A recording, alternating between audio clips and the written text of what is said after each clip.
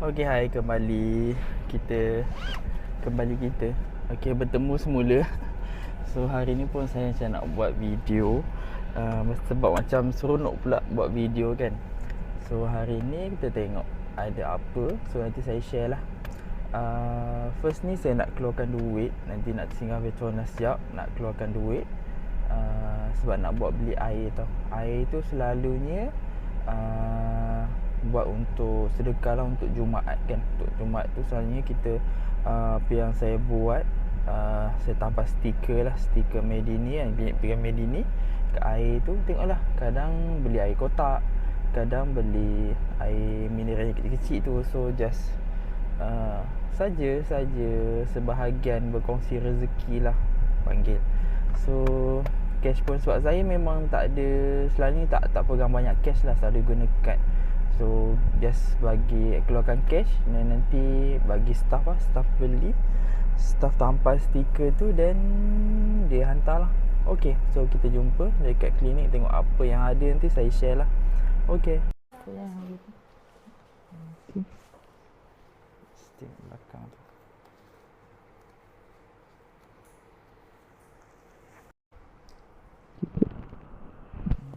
Kereta lah, kita masuk tempat dia. Ni kelas 1, kelas 2. Buka.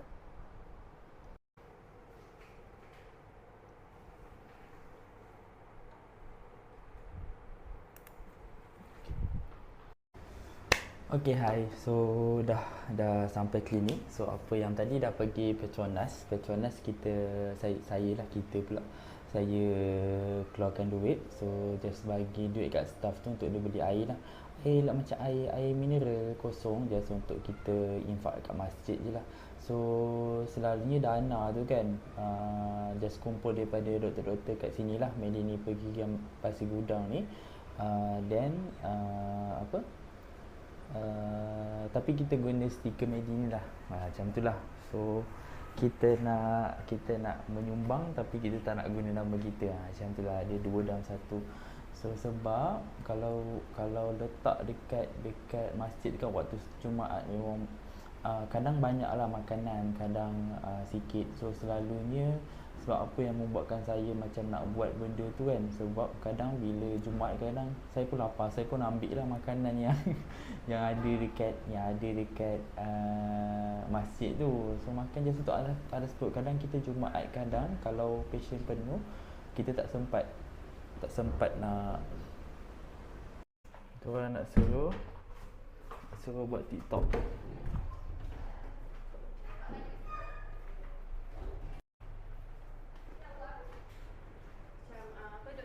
Mana?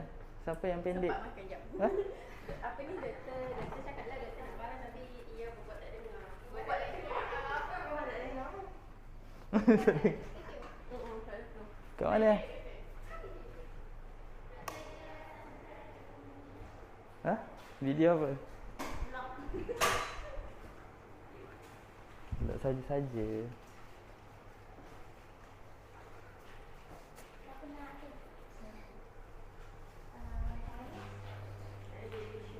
Tengok tu Pearl. Baru tengok tadi Pearl. FYP lah Pearl.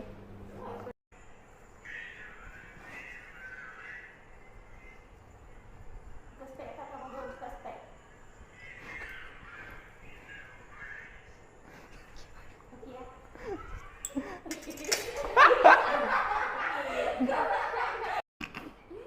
Kelakarlah ni, muka ni.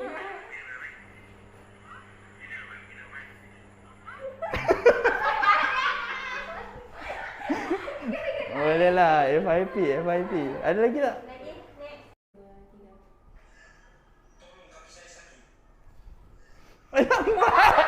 Kenapa lambat sangat? 2,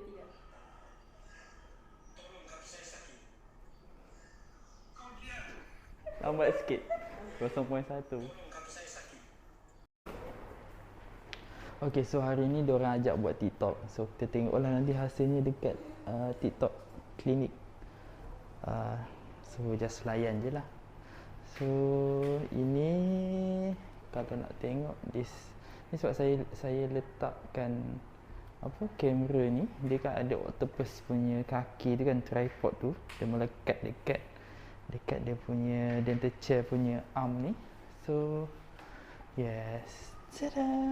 Siapa yang nak cek gigi? Hari ni pun agak kosong.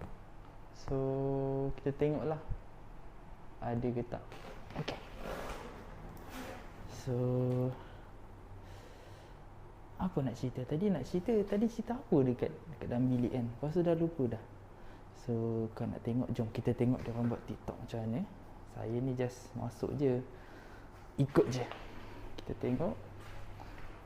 Dah nak buat TikTok sebab tak ada passion ni, boleh lah nak buat benda-benda macam ni. Okay lah.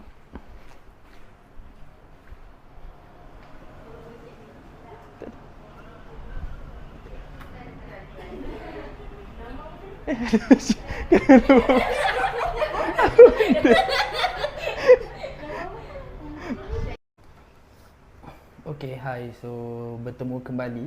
So tadi diorang ajak buat TikTok lah. Buat TikTok adalah buat shoot satu dua video macam tu dengan saya. Lepas tu ada passion. Jadi passion first tadi tu dia yang review auto, ada video lah saya letak kat sini nanti. Tapi tak nampak muka dia lah. Passion tengah tunggu, maybe dia tunggu dia punya parents ke apa kan. Tengah tunggulah.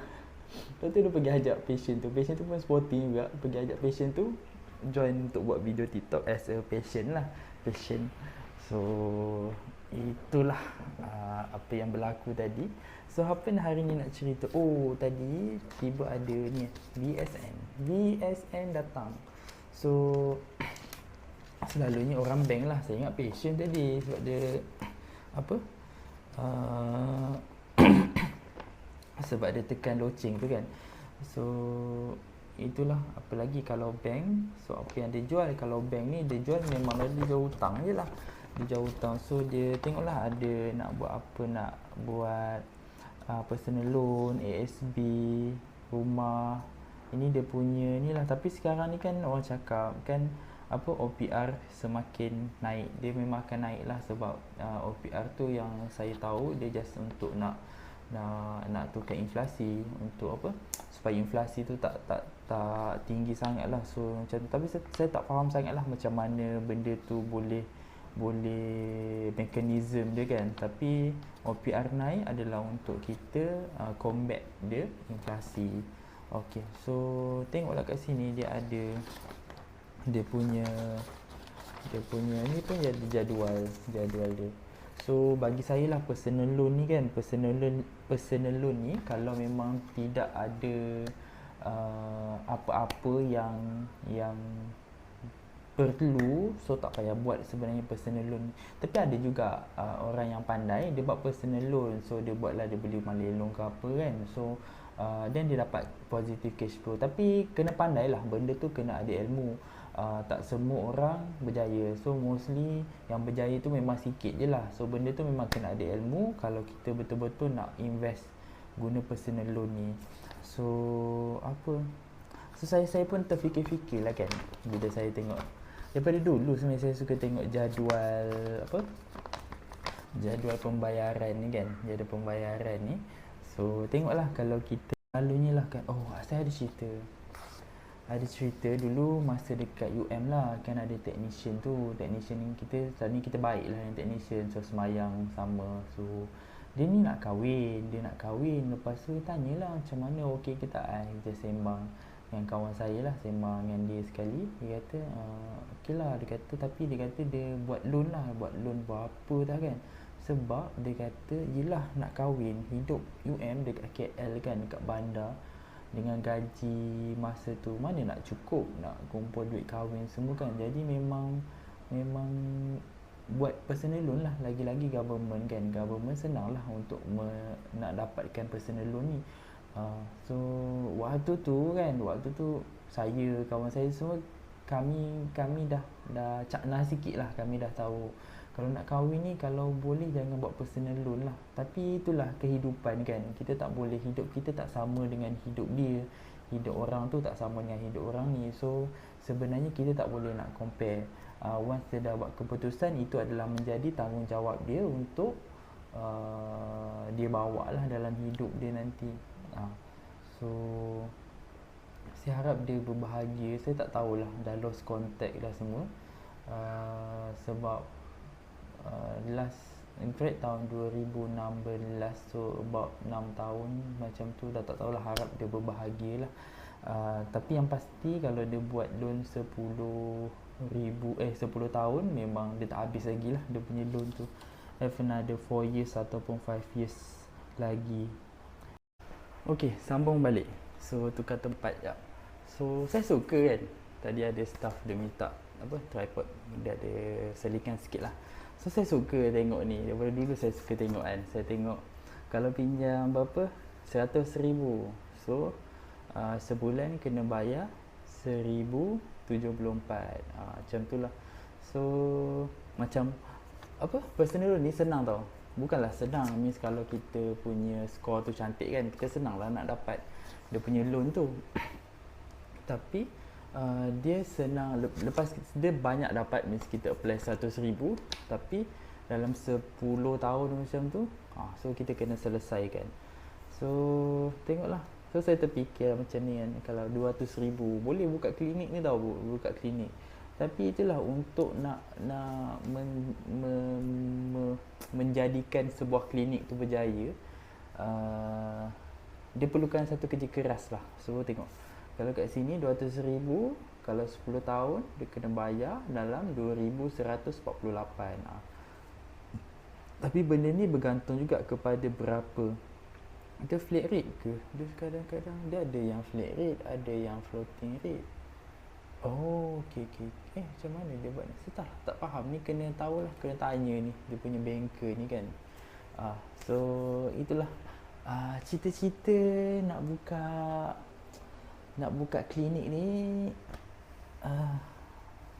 Tanya saya rasa tanya semua doktor gigi kan, kalau kat private lah, dia akan ada cita-cita lah untuk memiliki dia punya klinik gigi sendiri. Tapi itulah apa kekangan dia kalau dia berada dalam keluarga yang memang ada, so dia ada dana, so dia boleh minta dekat parents dia ke kan. Tapi kalau dia ni pada keluarga yang biasa-biasa, yang parents dia pun biasa-biasa, so itulah apa yang salah satu yang kita boleh buat adalah kita kena buat loan untuk ada orang kata kan, kalau nak berniaga ni kadang-kadang dia perlukan apa yang tak payah buat loan dulu. Tapi untuk klinik gigi kan, melainkan dia ada modal besar, yes, dia tak perlu buat loan. Sebab satu klinik gigi sekarang kalau kita nak set up 100,000 tu memang ada. Selalu average saya tanya-tanya dalam 200,000 tu yang sedap lah, yang macam cantik. Ada kawan saya dia buat klinik dalam 80,000 macam tu je. Tapi itulah dia guna, dia pandai lah, dia beli barang China, dia beli tu, maknanya kos tu dia boleh pendek, dia boleh kecilkan lah kos dia. So itu bergantunglah kepada lagi satu, kita nak klinik kita tu macam mana, kita nak patient kita tu dari golongan mana. Ada yang golongan biasa-biasa, pertengahan, high end atau macam tu lah. So untuk nak buka klinik gigi ni yang saya belajar lah, dah berapa tahun lah saya, daripada 2019. Saya dekat Medi ni daripada 2017, 2018 yang tu saya locum ni, kalau bahasa mudah dia part time lah. Then 2019, 20, 21, 22, so about dah 4 tahun lah, about 4 tahun macam tu lah saya dengan Medini ni private, as a private practitioner. So okay, apa yang saya belajar lah kan sepanjang saya berkecimpung dalam klinik pergigian swasta ni. Satu, memang klinik tu, setiap klinik gigi kan, dia memang ada, nak kata kelas ni nampak macam tu juga. Senang cerita, dia ada target customer dia lah. Tak semua klinik gigi dia target customer yang sama. Yes, tak semua. Ada klinik gigi yang dia target untuk rakyat biasa-biasa je, dan harga dia murah. Facility dia pun biasa-biasa je. So kat situlah cost dia. Tapi apa untuk dia survive adalah dia kena volume, dia kena main volume tau. Maknanya dia kena, yalah dia charge murah, tapi dia kena main volume lah. Maknanya untuk dia dapat certain amount, untuk dia cover operation dengan untuk dia dapat untung, dia kena main volume. Maknanya patient dia kena ramai lah. Kalau untuk yang saya senang je, yang biasa-biasa dengan yang high end. Sebab yang tengah-tengah tu kadang-kadang dia boleh pergi dua-dua. Dia berkemampuan lah untuk pergi dua-dua macam tu. Kalau yang high end ni dia ada high end betul tau, yang memang betul-betul fokus dia T20 yang gaji unlimited punya income lah dia punya patient lah, macam tu lah. Okay, kalau yang untuk yang high end, selalunya dia akan target orang ni yang memang berkemampuan lah. Kalau tengok facility dia, klinik dia pun cantik, facility dia lengkap. Lepas tu dia punya patient dia tak ramai sangat sebab dia fokus on giving the quality kat patient tu. Dia treat as a whole. Dia macam mana nak cakap, yelah dia bukan main volume lah asal cerita. Kalau yang main volume tu selalunya dia punya sistem dia adalah dia macam sistem government. Dia private tapi dia punya sistem dia government. Maknanya satu hari satu rawatan. Lepas tu next, sebab yelah takkan dia nak treat orang tu sejam 2 jam gitu, tak boleh. Dia kena macam outpatient punya OP lah, outpatient punya sistem dekat government ni. Satu hari satu, yes dia buat. So dia boleh dapat lah patient satu. So untuk dia cover banyak patient, dia tak boleh nak peruntukkan satu masa yang banyak untuk satu orang patient. Dia macam tu lah. So senang cerita, dekat klinik pergigian swasta ni dia memang ada yang klinik yang high end, yang untuk orang biasa-biasa. So tengoklah kita dekat mana, income kita dekat mana. So sebab tu ada orang kata pergi klinik gigi ni mahal, tapi klinik gigi ni murah lah. Lagi satu faktor adalah location untuk charge untuk klinik gigi ni adalah bergantung kepada location juga. Means kalau dekat kawasan kampung-kampung, kawasan yang tak bandar sangat je, dia punya charge dia adalah murah sikit lah berbanding yang dekat bandar. Itu sebab kos sara hidup semua benda tu lah, itu main faktor lah. Sewa, gaji pekerja, semua tu yang tu memainkan peranan. So kalau nak tanya sebagai orang awam kan, klinik gigi swasta dekat Malaysia ni, kita tengok kita ni berada di kedudukan ekonomi yang mana. Betul, benda ni bukanlah nak kata dia darjat ke apa ke. Lagi satu, kita tak adalah menolak patient. Means kalau macam patient tu kaya, dia nak pergi yang biasa-biasa, yes dia akan buat je lah. Ataupun patient tu biasa-biasa, dia nak pergi yang klinik gigi yang elok sikit, yang high end sikit ni, kita akan treat sama. Sebab benda tu, yelah patient datang, tiba-tiba dia datang sakit gigi, takkan kita nak tolak sebab dia miskin.